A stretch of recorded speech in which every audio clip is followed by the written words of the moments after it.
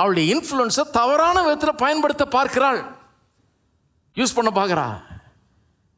இப்போ இந்த இன்ஃப்ளூயன்ஸ் வச்சு அவனை அடக்கி ஆளலான்னு பார்க்குறா. அவள் அடக்கி ஆளலான்னு பார்க்கும்போது இவன் சும்மா இருப்பானா? இவன் அவளை ஆண்டு கொள்ளுகிறான். இவனுடைய ரியாக்ஷன் எப்படி இருக்குது? நீ என்ன அடக்கி ஆள பார்க்குறியா? நான் உன்னை என்ன பண்ணுறேன் பாரு, உன்னை நசுக்கிறேன், உன்னை மிதிக்கிறேன், உன்னை எப்படி ஒன்றும் இல்லாமல் ஆகணுமோ நான் அப்படி ஆக்குறேன். ஈக்குவேஷனே போயிடுச்சு. முதல்ல எப்படி இருந்தாங்க? இருவரும் நிர்வாணிகளாக இருந்தார்கள், ஆனால் வெட்கப்படாது இருந்தாங்கன்னு இருக்குது இல்லையா? 2:25 2 பேரும் நிர்வாணிகளாக இருந்தாங்களா? அதாவது ஒளிவு மறைவு இல்லாமல் நிர்வாணிகளாக இருந்தார்கள், வெட்கப்படலைன்றது வெறும் ஃபிசிக்கல் இதை குறிக்கலைங்க. வெறும் ஃபிசிக்கல் நிர்வாணத்தையும் அதன் மூலமாக வெட்கம் உண்டாகலைங்கிறதையும் குறிக்கலை. நிர்வாணமாக இருந்தாலும் வெட்கப்படலைங்கிறது அதை விட மேலான காரியத்தை குறிக்குதுன்றாங்க. வெறும் ஃபிசிக்கல் இல்லை, அவர்கள் இருவருக்கு மத்தியிலே அப்பேற்பட்ட ஒரு அந்யோன்யம் ஐக்கியம் இருந்தது. ஒருவரை ஒருவர் பூரணமாய் நம்பினார்கள். ஒருவரை குறித்து இன்னொருவர் பயப்படவே இல்லை. தங்களை திறந்து கொடுத்தார்கள் ஒருவருக்கு ஒருவர்.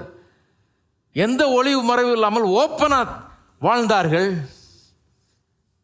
இப்போ என்ன ஆயிடுச்சு? ஒளிவு மறைவு எல்லாம் உண்டாயிடுச்சு. Mistrust and fear.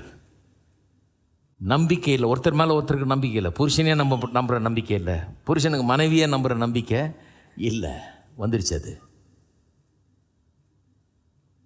ஒருத்தர் ஒருவரோட ஒரு ஓப்பன்னஸ் கிடையாது. அந்யோன்யம், அப்படிப்பட்ட ஒரு அந்யோன்யம் இல்லை. எந்த ஒளிவு மறைமும் இல்லைன்ற அந்த நிலை இல்லை. அது மாறிடுச்சு. பாவம் திருமண உறவிலே ஒரு பெரிய கேடை கொண்டாந்துருச்சு. 2 பேரும் பார்ட்னராக வேலை செய்து அவள் இவனுக்கு உதவியாக இருந்து 2 பேரும் சேர்ந்து சாதிக்க முடியாத ஒரு நிலைக்கு குடும்ப வாழ்க்கையை பாவம் கொண்டு வந்து விட்டது. 2 காரியம் அஃபெக்ட் ஆகிடுச்சு மனுஷனுடைய வாழ்க்கையில். ஒன்று லவ், இன்னொன்று ஒர்க்கு. ஒன்று புருஷனோடு அவளுக்கு இருக்கிற உறவு, இன்னொன்று அவளுடைய வேலை, பிள்ளைகளை பெற வேண்டியது. இந்த 2த்துலையுமே பாதிப்பை ஏற்பட்டுருச்சு. 2 வேலை தான் கர்த்தர் கொடுத்தார் அவளுக்கு. அவளுடைய வாழ்க்கையிலே ரொம்ப முக்கியமான வேலை. தன்னுடைய கணவனுக்கு உதவியாக அவர் இருக்கணும். 2 பேரும் கை கோக்கணும், பெரிய காரியங்களை செய்யணும் கடவுளுக்கு என்று. இன்னொன்று பிள்ளைகளை பிறக்கணும். அந்த பிள்ளைகள் கர்த்தருடைய மகிமையை வெளிப்படுத்துகிறவர்களாக இருக்கணும். இப்படி நோக்கத்தை நிறைவேற்றணும்னு கொடுத்தாரு.